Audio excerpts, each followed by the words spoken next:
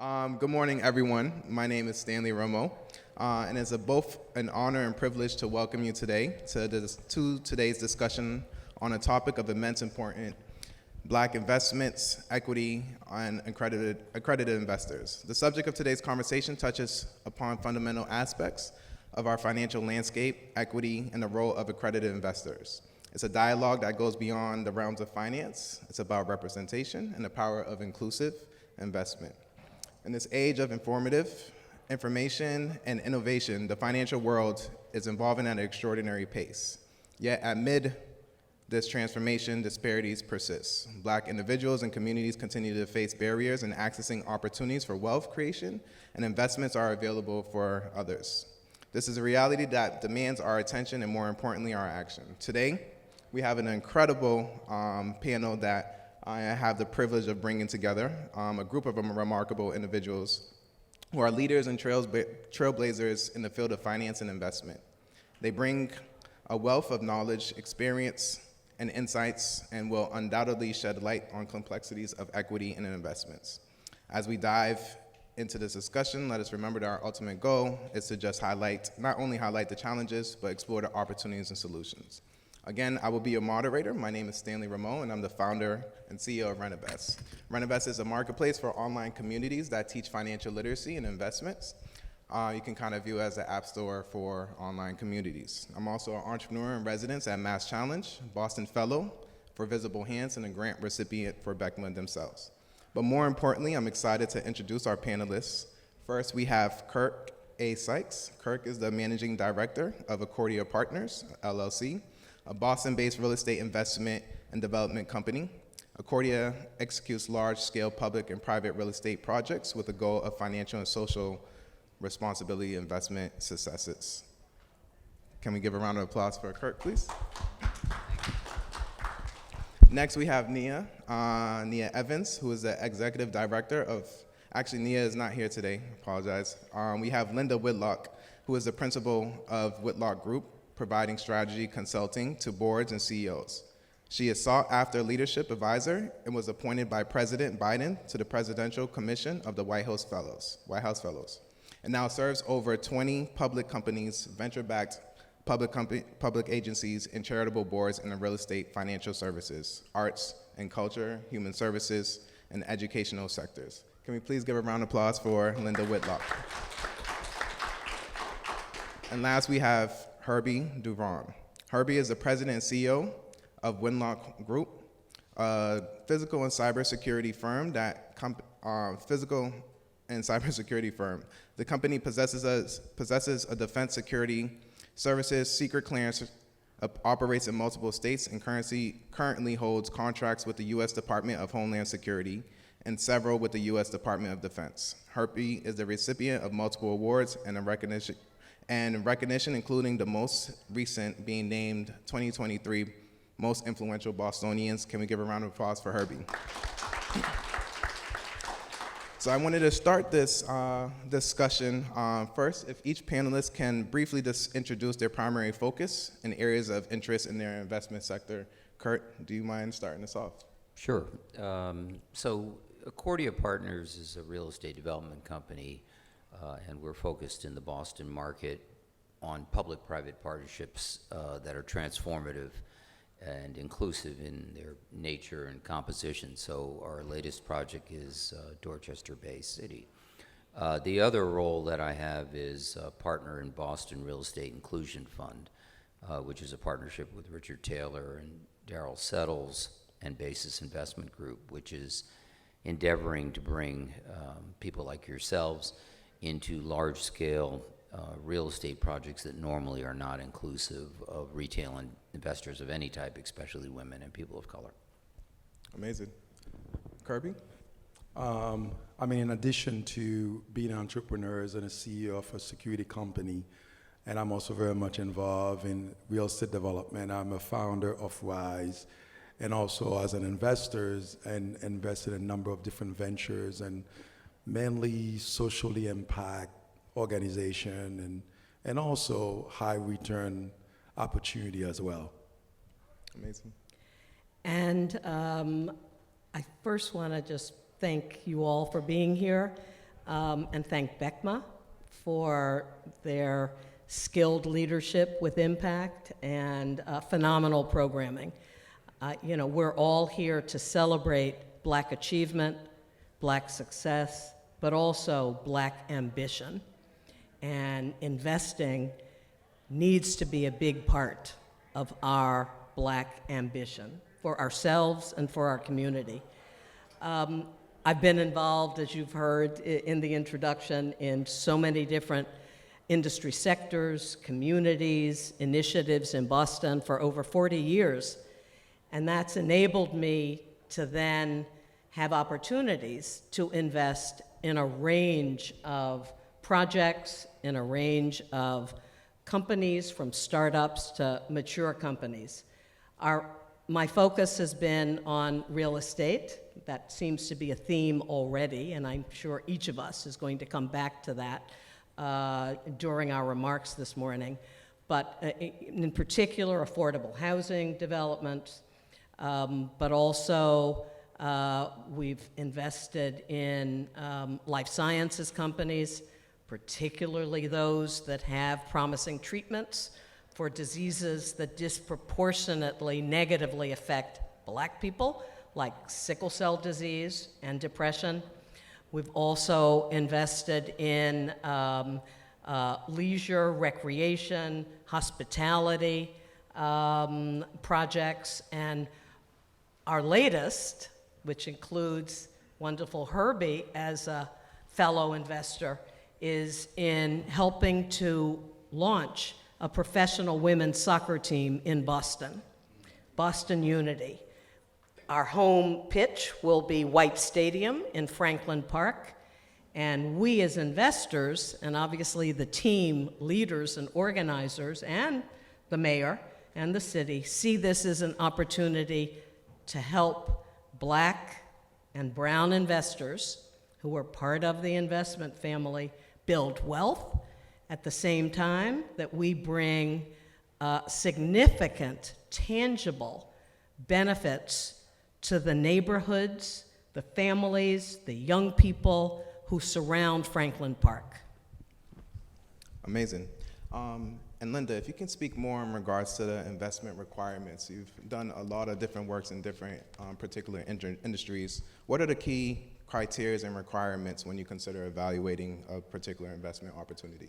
Well, Stanley, I don't think any of this is going to come as a surprise to all of you, because you're business people and you're civic leaders. The first consideration for me is, what are the projected returns? Because it's about making money. Second is the industry, or are the goods and services, the products that I would be investing in, things that I know, that I understand, that I'm passionate about. And thirdly, what's my assessment of the leadership team at the executive level, and if it's a mature company, at the board level? First, projected returns matter. This is discretionary, right, income that all of us are investing. So I really do focus on probably a somewhat longer time frame from many investors, because I think about building generational wealth. So a 5 to 10 year horizon in terms of the return on my investment. Every investment has risk, and that just needs to be acknowledged by us as investors. We need to do our due diligence on that, and we need to make sure that that the company, that the entrepreneurs have taken risks into account and have ways of mitigating it, of lessening it. I adopt the Warren Buffett approach to investing. I have to understand, right, what this is all about. So when our mutual friend, I'm sure all of us on the stage, but many in the audience too, Richard Taylor, you let me know about the opportunity to invest in the professional women's soccer team. I was excited because I'm a sports nut, and in particular, soccer is something that I know a lot about. And then thirdly, it matters who the people are. It's just like taking a job or joining a board or bringing on a business partner, you've got to, if you've worked with the people before, that's great. But if you haven't, you need to do your due diligence and talk to people who have worked with them in a business context, because leadership matters. Amazing. And Herbie, you actually mentioned that you're a little bit new to investing, and I'm sure we have individuals in the audience that are interested in getting into investing as well. Speak in regards to some of your requirements within the past 5 years. Thank you, Stanley. Yes, I mean I'm really new to this sector as an investor, so I've been doing that maybe 6-7 years or so. As you say, those are opportunity as a business person that I got discretionary money that I have, and I'm saying lets me build wealth for me, my family, my community, and that's why I try to get an investment. I start first in real estate, then I venture into private companies, and as Linda mentioned, opportunities show up like the Women's Soccer League, which I was very pleased to be a part of it. I will say, to answer your question, Stanley, the leadership is important to me. The team leader is very important. So, because I remember when I came in as a business person 10, 11 years ago, when I was pleading banks to get me money, many times my document did not look that I was going to make money, but they believe in the leadership that I have, that I'm going to make it. So the personas matter. The diversity impact matter as well. Even though I invested in a lot of minority businesses, but sometimes I need to make sure that we check all the boxes, like whether or not there's enough women into the team. As a matter of fact, one of my opportunities, there were no women into the leadership team. I had to sort of push them and say, hey, could we do better next? Could we do better? How do we make sure that we have everybody as at least included and so forth? So those are the big things for me in terms of looking for specific measurement when I need to invest in a deal or not. Absolutely. And Kurt, your form of investing is a little bit different if we're speaking in regards to real estate investment. So what are some of the requirements that you look for? Well, I think it's worth first stating that there's a reason we're all involved in real estate. It's sort of a cornerstone of wealth creation, and it has been in the black community for well more than 100 years. I mean, my family started investing in Decatur, Alabama in the late 1800s when they owned the coal and the saloon business and the mortuary business. There's even a psych cemetery in the black community. And so this is not a new thing for us. I think one of the things is we've been excluded from opportunities, whether by redlining or lending limitations. So I think first and foremost, access to great projects in great locations. Real estate is all about location. There are some other features about it that are important. One is duration. Where are you entering an investment? Are you doing it with a hope certificate, or are you entering a fully underwritten deal? One of our goals with the Brief initiative was to bring retail investors in later with greater certainty of outcome. And by that, what I mean is, in our partnership with Basis, who invests for pension funds and sovereigns, there's an intermediary that underwrites deals with a greater degree of confidence than any of us could, because it's what 50, 60 people do in a company. The company's owned by a black woman. She just happens to be my wife. But more importantly, she's underwriting to an institutional standard, so when we, Richard, Darrell, or I, present an opportunity to retail investors, we can say with confidence, New York City pension fund invests in this, Illinois pension fund invests in this, a sovereign wealth fund will invest in this. And the other amazing point is where you invest in an opportunity's life cycle. So the deal we just did with in the seaport here related, it's 22 Dry Dock, is actually now fully closed, and we're letting retail investors into the opportunity. That doesn't happen very often. A lot of times somebody says, please come put your money in this deal. I'll let you know in 4 years when you get a return. That's not a very comfortable thing, even if you trust the leadership team. It's a lot better to say, hey, this deal has already reached certain thresholds of entitlement or acquisition or financing, and now come join us in that opportunity. And in this case, it's 100% tenanted by Vertex Pharmaceuticals. So tenancy in real estate becomes very critical. You don't want to build a see-through building, one that never becomes tenanted. So time, tenants, sponsorship, duration, and where you're entering and who's underwriting it. Absolutely. And you mentioned when you first stated your point, location was important. So speak a little bit more in regards to maybe the opportunities actually right here in Massachusetts that you see that could be potential investment opportunities. That's great. So there's a great term in real estate called high barrier to entry markets. And this is the ultimate high barrier to entry market. That means places where you can't replicate what exists. An example of the opposite of that would be, say, Atlanta, where Peachtree goes on for 8 miles.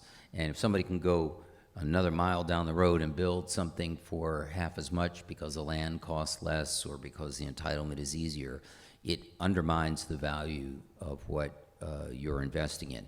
In this market, and let's just take the Seaport because we were talking about 22 Dry Dock, there are very few sites left in a market that has become very mature over the last 20 years. So finding those places which are supported by centers of excellence, like Harvard and MIT and the other great colleges we have here, markets that have regional access, which we very much have here in various modes, both air and rail and road. And then finding places where the market has enough maturation that when you enter, like we just described, value will be created pretty quickly because the demand is there. And demand waxes and wanes. We're coming into a difficult period in the economic cycle where you can't open the paper now without reading about how office is 25%, 30% vacant. When Boston came out of the great financial crisis in 2008 and 9 and 10, we hadn't built a lot. So pretty quickly, we became a very, very high demand market with very little vacancy. And so you want to look at where you are in the economic cycle, where you are in the maturation of a market, and what are those underlying high barrier to entry drivers. Amazing. And Linda, your experience has allowed you to invest in many different sectors and different industries. And so what different opportunities do you see upcoming moving forward in regards to Massachusetts specifically? There is a theme here, and it is real estate. And for this reason, there's a new way of doing real estate business here in Boston and arguably in the Commonwealth, in the state of Massachusetts. So projects that are being built on publicly owned land, owned by the state, owned by the city, owned by a quasi-public entity like Massport, should be prime opportunities for investors of color like us to consider making an investment in. I would say also major real estate development projects that are being built by major institutions in Boston, like a Harvard or another major university or a major hospital, academic medical center. Those would be prime. And why? We have a black Boston real estate developer, Dwayne Jackson, who then was on the Massport board, and a Massport senior executive at the time, Ken Turner, who is now the CEO of the Massachusetts Life Sciences Center, and the then CEO, Tom Glynn, and everybody at Massport. for establishing what is now known as the Massport model. And I know Kirk, has participated and benefited from that and has helped to, did a lot of the thought leadership also behind this new model. The city of Boston has really adopted it as well. And what it means is that a development team who's going to submit a proposal, who wants to develop that piece of land, is required to have members of its team be people of color. It's required to have equity investors in the project be people of color. It's required to have suppliers and vendors and others who help to support the development be people of color, right? Reflective of the broader community.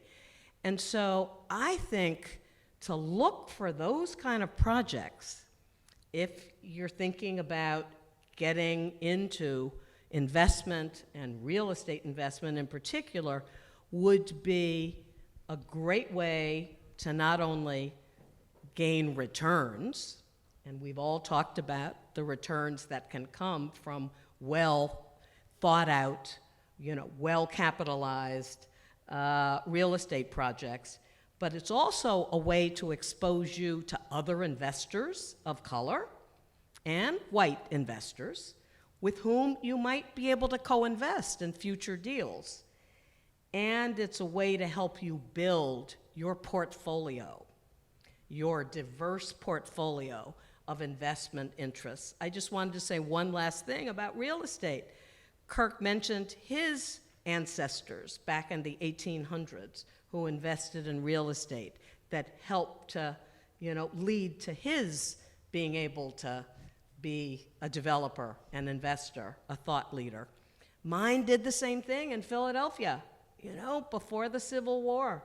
And now the money from their trusts from the real estate ran out before it got to me and my generation. But what it did do in thinking about generational wealth was to enable the education, kind of the professional, development, and just what I like to call the sense of confidence in engaging with the world that they, in 1840 could not have anticipated.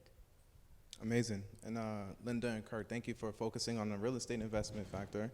Herbie, I know some of your investments have been focused on small businesses, so what type of opportunities do you see potentially in that area? Yeah, thank you, Stanley. Just for some reference, in addition to real estate, there's a lot of opportunity in real estate, but I have a portfolio of a lot of small business, electrical company, a newspaper, a jazz club, a restaurant at the seaport, so that I invested in a women's soccer league as well that I invested in. Is a lot of opportunity. What I think, again, always thinking ahead, always trying to look at where the conversation is in the mainstream. So, because a lot of time as black folks, we stay behind. I think part of it is this trust issue. We're not sure yet. We don't understand. I will say things like clean energy. Everybody's talking about this. So we need to learn more about it. I will say things like AI. Everybody's talking about it. If you don't have a Chat GPT, account, you must leave right now and have one. Everybody's talking about those issues. So if they're talking about them, as black people, we need to pay attention, see where the opportunities are, because if we don't get in now, we'll be getting 30, 40 years, like in real estate. Many of us are getting real estate late, other than what Kurt's talked about, the history of our people. But we need to learn about those pieces and then understand them and see if we can get into them now, because that's where most of the money is going to be made in, 20, 30 years from now. So I'd like to pick up on that, because I think what you're hitting on is the value of disruptive moments in finding opportunities. We're playing catch up. We're trying to make up for 400 years. And it's sort of like if you were bringing telephones to Africa, you would not lay landlines, you would go right to cellular. And so examples of that are in a bunch of different sectors. We were talking about one. My daughter founded something called Black VC with a guy named Frederick Gross. And Black VC in the last 3 years or so has spawned chapters in almost every major city, creating an ecosystem for black folks to be in venture capital. And it's not to invest in venture, but to actually launch venture platforms. And part of the reason she did that is when she moved to Silicon Valley after getting out of school, I think there were 300 black people in venture capital, she said. That they've got 300 people that they've put into venture capital that are black in the last 2 years. So that's one example. I think you spoke about AI.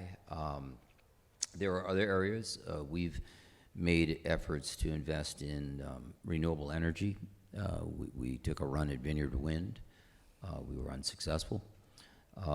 We've made an effort to invest in both JFK and LaGuardia and St. Louis Airport. So these are high-risk, high-reward initiatives. I wouldn't encourage anybody to go try and buy a wind farm or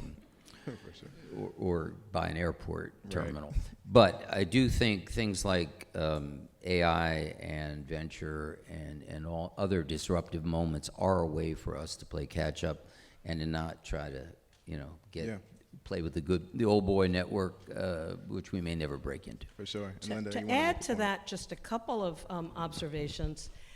It's important to keep abreast of what's happening in business generally, and not just in Boston and Massachusetts or New England, but national and global.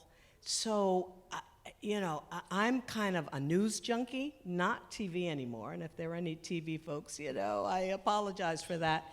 But I consume a lot of stuff every day online, from major newspapers, Wall Street Journal, New York Times, Washington Post, LA Times, local, Boston Globe, Boston Business Journal, but also, as Herbie has mentioned, Bay State Banner, Dorchester News. And what I'm looking for is news about what's business doing, what's coming on the horizon. In particular, business that focuses on black and brown communities, poor communities. And it's a way for me to get ideas about what I might want to pursue in my own personal investing. Secondly, Kirk mentioned his daughter's involvement in Black VC. Black VC, if you don't know it, Google it, follow it, a force. Just as BECMA is, in my view. So it's great that you're already, engaged with and supporters of BECMA. Visible Hands, we've mentioned that, Stanley has been an entrepreneur who's participated in Visible Hands. There's the Boston Impact Initiative right here in Boston. And lastly, the Black Economic Alliance, a total formidable national force that has attracted black business owners, black investors, black policymakers at the highest possible level. So we all do try to stay informed, we're curious. And that helps then, in our decision making about what to invest in next, with whom, and for what reasons. Amazing. And I think you guys all mentioned a great point in regards to community of investors, and it's refreshing being a founder of color in Boston, where I'm predominantly speaking to white investors, to share a space with amazing investors of color. So speak more in regards to the community, the black investors here in Boston and Massachusetts, and how do we even find you? Is the question, how do we find you, say? Yeah, speak on the community of black investors. Even when I first met you guys, you all knew each other, right? Yeah, and yeah, so yeah. speak Yeah, yeah. more in regards to the relationship that you guys have and That's right. individuals who are entrepreneurs or aspiring entrepreneurs. How do we actually find black investors in Boston? Absolutely. I think the key piece of that is we just need to get engaged and involved in as many things as possible. I think, and also do it in a way that it's not because you need something today. Just be involved. Like I involve in political event. I go to different political event, and I might meet friends. I might meet other people, and that person may connect me with someone else. I involve in trade organization, NAIOPS, and Kurt, was there, and it's like, wow, Herbie, you need to be a part of this, and I'm like, I'm going to be a part of it. So the black executive, he's already talked to me today about the real estate executive group that's national. He said, Herbie, you need to be in that room. So I think part of it is showing up, be there, connected to people. As many events, I know you have families and other engagement. As many events you can attend, do that. Be there, be present, and then these opportunities will come together. I mean, Linda, whom I know many years ago from an event, but when the opportunity come up, someone, a mutual friend of ours, called me and say, you got to be a part of that, and let Linda know. And now I hope that Linda and I is going to have more opportunities moving forward. Again, this is just how that works. I mean, it's not magic, but you have to be intentional about connected to people and make those things happen. All of the investments that I've made over the years have come through people whom I know. Now, it doesn't mean that I knew them really well or that I'd known them for a very long time, but somehow our paths crossed, and one thing that I learned to do many years ago was to kind of speak up. And so if I was interested in learning about investments, and I like investing with people, I like that feeling of community. I told people, if you hear of any interesting investments, really in any sector, let me know. And people started doing that. So speak up, use your own friends, neighbors, colleagues at work, family members, tell them that you're open to hearing about investments. Secondly, politics. Like Herbie, I've been very involved in politics at the local, state, and the national level. That's given me kind of this great array of people who care about community, who care about public policies, who care about outcomes that are going to benefit people outside just themselves and their families. So I hear about investment opportunities from those who are involved in raising funds which is kind of where I've been engaged. I'm a fundraiser. And that's another way. And then lastly, I would say, as one of my mentees, who is now the director of the Boston Foundation's new, want to get the name of it right, Wealth Gap Partnership, did, 7 years ago. Her name is Courtney Brunson. She is fabulous. So look into the partnership, look into the Boston Foundation's Racial Equity Fund as well, run by the great Orlando Watkins. But Courtney and I met because she was bold.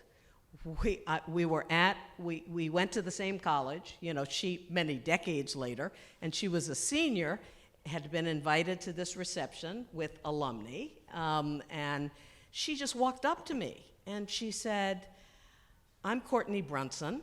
I'm the president of the Student Government Association here at Mount Holyoke College, and you look like someone who would have things to teach me. I mean, it was kind of like Jerry Maguire, right? That line, you had me at hello. I mean, I'm thinking, wow, that is some approach, but that tells me more about you, girlfriend, and the kind of leader you are. And I said, probably I do, because I've, been around the block many more years than you have. Well, that started a relationship. And she went to law school, she worked in DC.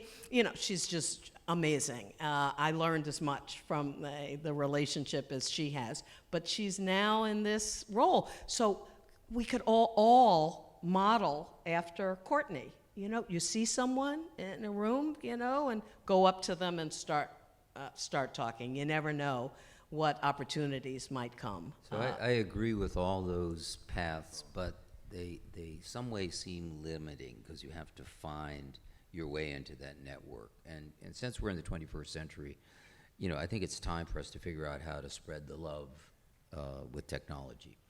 So we're embracing sort of a hybrid model. Part of what's been described here, but Brief has decided to put up an online portal. And we modeled it after a platform called Small Change, which is actually, we're harnessing small change, but we are providing all the content. And what that does is it makes a lot of information available to you to evaluate if something's right for you. I think Small Changes has closed 300 transactions nationally. It has a preference for diverse investors, women and people of color, although it's run by a white Australian lady who just happens to have an SRI kind of background. But that said, it's a convenient way to share information without you trying to figure out which room you need to be in.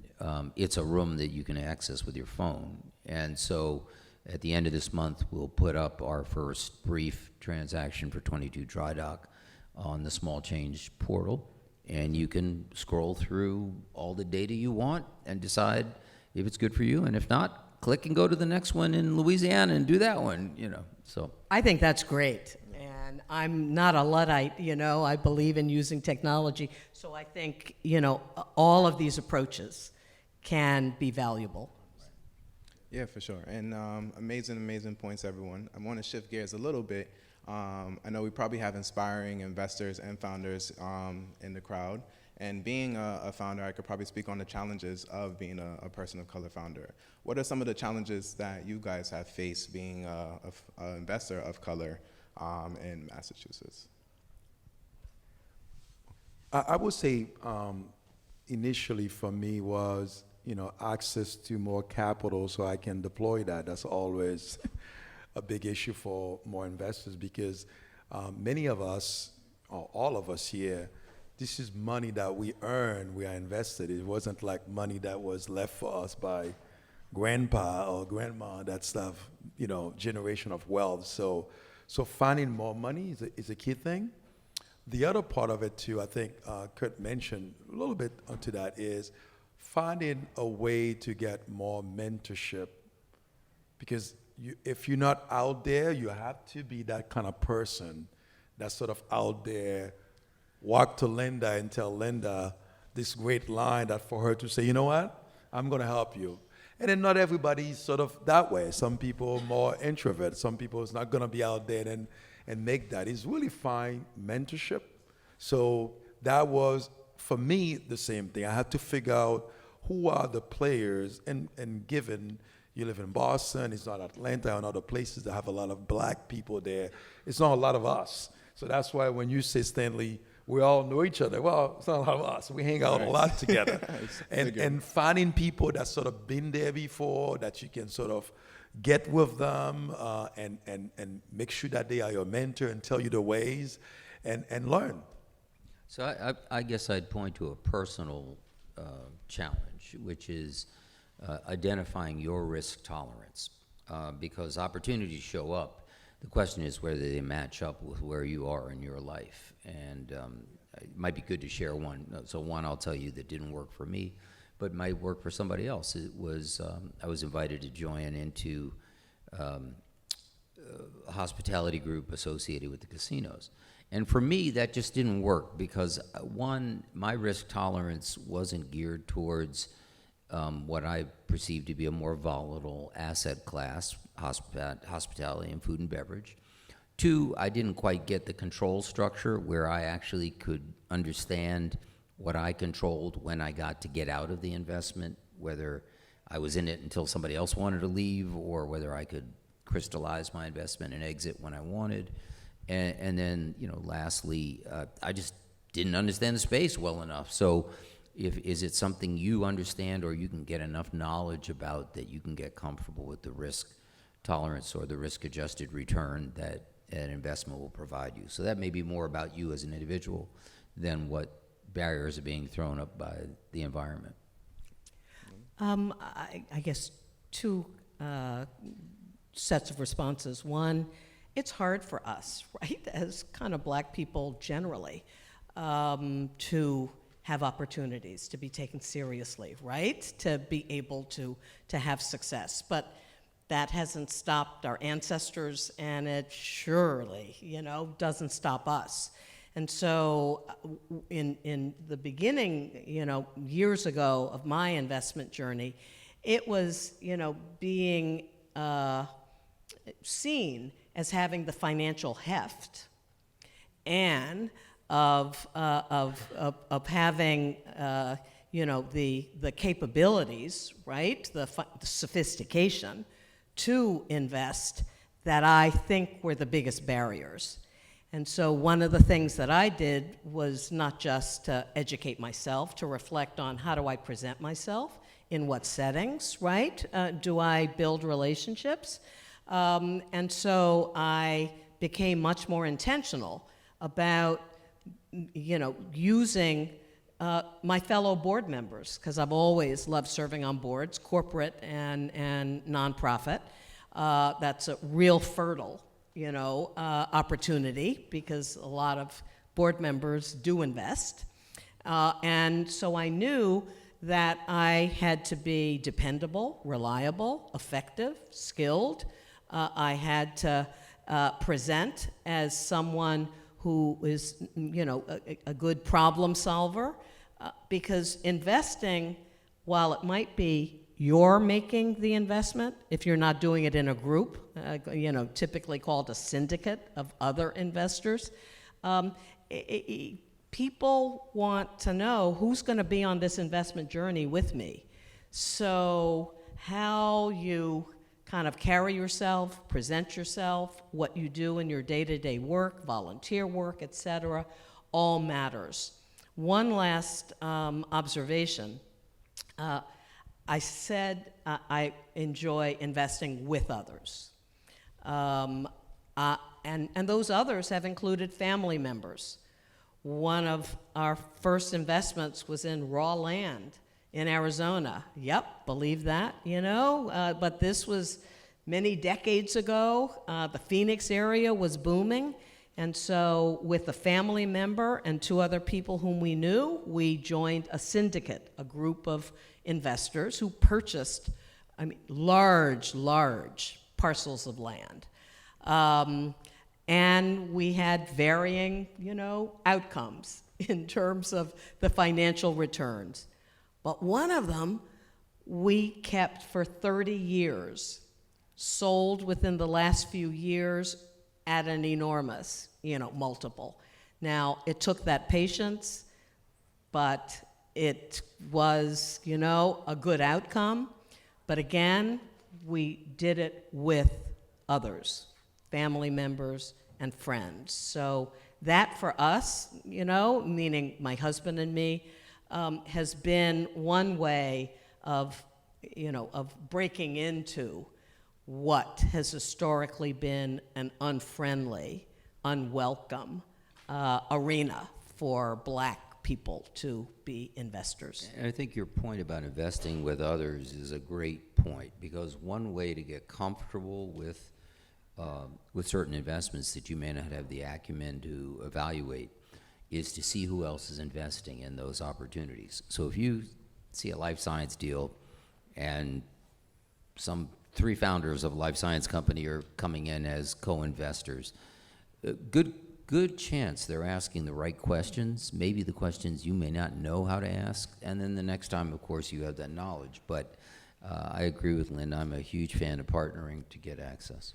I will add on that, Kurt. Initially, in my investment journey, I invested in deal that was very small amount of money, but I invested it so I want to learn the process and the connection and the opportunity. And many times, some of my white investors will do that. They will not bring you to the best deal first. They bring you to a smaller deal first and see how you react. Did you show up? Are you going to be part of the meeting? Are you going to be someone they can trust? As you know, that's a journey. That's a long-term journey. So they want to make sure that, I can trust that person. So I'll say when you see small opportunity, you may not see a lot of monies coming out of this thing. Be a part of it, because that's a good way to sort of learn the process, learn the players, because the same people invested in small stuff also will invest in the bigger stuff as well. And they will call you when there's the bigger stuff, if they feel that they can trust you and act appropriately. Amazing. And I really want to thank you guys for sharing your challenges as investors of color. I would be remiss to not mention the experience of founders and entrepreneurs. So how are you guys supporting entrepreneurs, taking and understanding that, Black founders have only raised 1.2% of venture dollars, investment in general, and it's even lower in Massachusetts. So speak on how you guys are approaching and supporting founders, and yeah. I would say for me is, the mentorship piece is important to me. I mean, as many things that I'm involved, I always make it a priority. When someone want to meet with me, someone want to have lunch, someone want to have coffee, I do my best to make sure that I get together with that person. So to me, that's a big deal. Just be there, mentor people. And I'm always also, I show up different places so I can look for opportunities. As I mentioned, some of these other opportunities that I have is because of places that I show up and people say, you know what, I'm looking for this venture, like the newspaper, which I think is a great opportunity, the banners, which I think, that was a phenomenal thing that we wanted to do. Again, we show up in the right place, be a mentor, be a support system, and I think that's how I feel that I can be helpful to other founders and entrepreneurs. Yeah, and I think, what we recognize at Accordia is that we have a lot of downstream opportunities that aren't our core business, but maybe hospitality or supply chain or contracts for operations that are huge opportunities to empower Black and brown businesses. Jill Griffin from our offices here, and we're fortunate to be able to draft on what she did with Mass Gaming, to identify those folks and mentor. So early on, going on 5 years ago, we approached Eastern Bank and said, we want to do BEI for buildings. So the Building Equity or Business Equity Initiative goes to that point of working capital and mentoring necessary to scale, and then being able to get access to the contracts that make you survive. And so in partnership with BEI and hiring folks like Doug Williams as a successful chef to identify Black and brown emerging food and beverage operators, we hope to keep that ecosystem of opportunity growing, even though it may not be the thing Accordia does on its balance sheet. Linda? I agree with what my fellow panelists have said. They do to support entrepreneurs of color, and I would say fellow investors of color. And so when several of the founders of BECMA, Richard Taylor, Darrell Settles, approached me over the past years to invest in projects that they had a role in raising funds for. I was certainly more likely to say yes. And so through Richard's efforts, we're investors in the Omni Seaport Hotel across the street. And through Darrell's efforts, we're investors in the Encore Casino nightclub and restaurant. So helping to support fellow entrepreneurs of color, fellow investors of color, has been very important to me. Secondly, as I'm, I think I've done, as we've all done on this stage, it's amplifying by calling out by name leaders, entrepreneurs, investors of color in Greater Boston. I mean, that helps to showcase their achievements, the opportunities that they might have for us in the future. But I think it helps to build a stronger ecosystem of Black investment, of Black business owners in Boston, which has been important.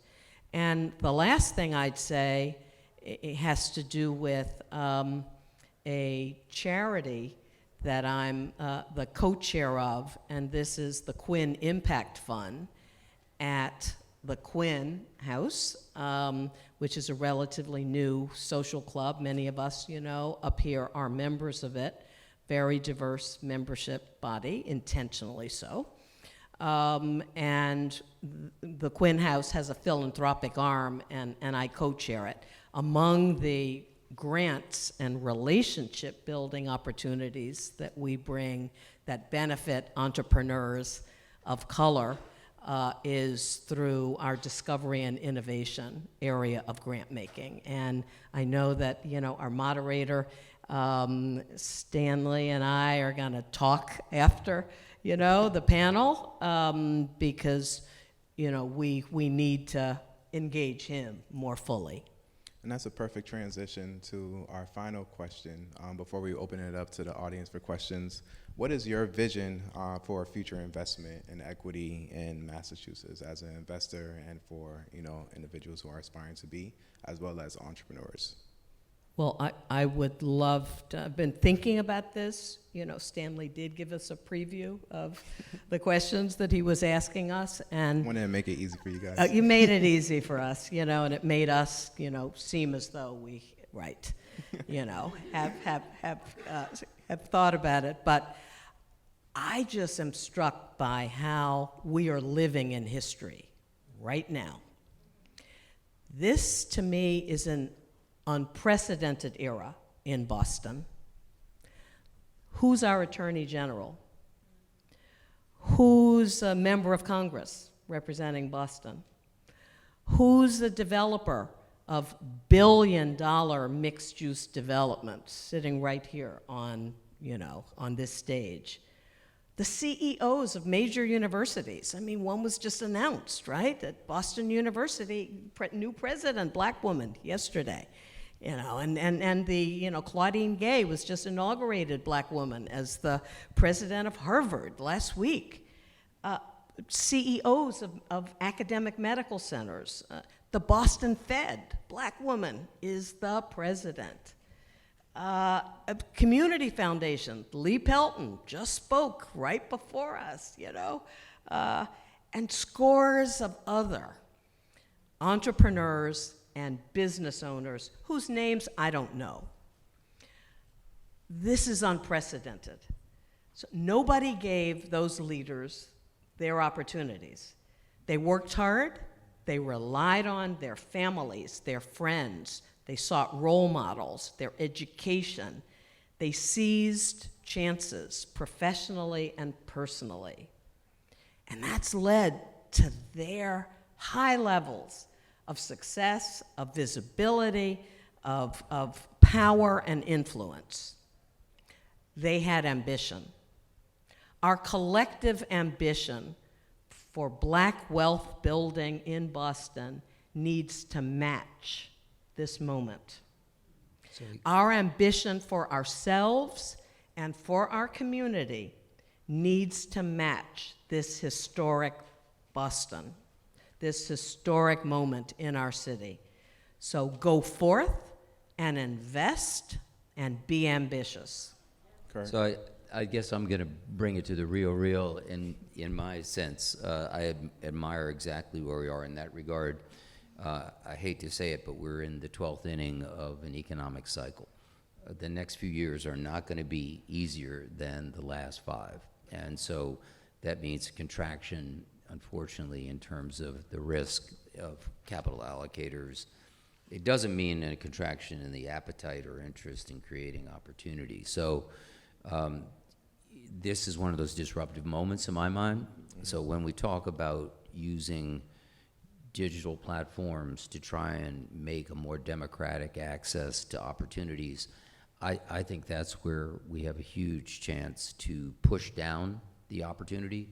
Right now, the Reg CF limitations are quite restrictive in terms of whether you can make smaller increments. You know, $50,000 is still a lot of money. So how do we make that $500? And so I think pioneering some of those efforts to make a more democratic environment for everyone to invest is really where there's an opportunity. Absolutely. Herbie? Yeah, I will also add, to what Kurt and Linda say, don't forget, I'm thinking all these people and the players and a lot of our people are in this position, but we should not forget we have to keep pushing for reform to make things more accessible. Like we have the Massport model, so we need to have more of these type of models other places to ensure that more people have opportunity, whether it's for capital, for opportunity for new businesses to get contracts. So more of this needs to be done.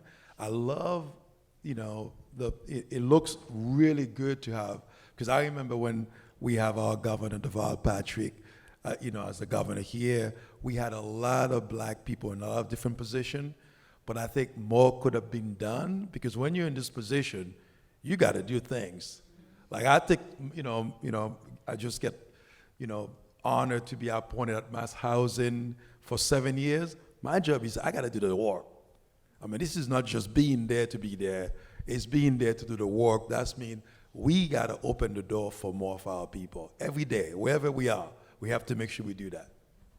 Amazing. Hear, hear. I want to thank our amazing panelists for this thoughtful and inspiring conversation. Linda, Herbie, and Kurt, thank you so much. It's such an honor to share this space with you.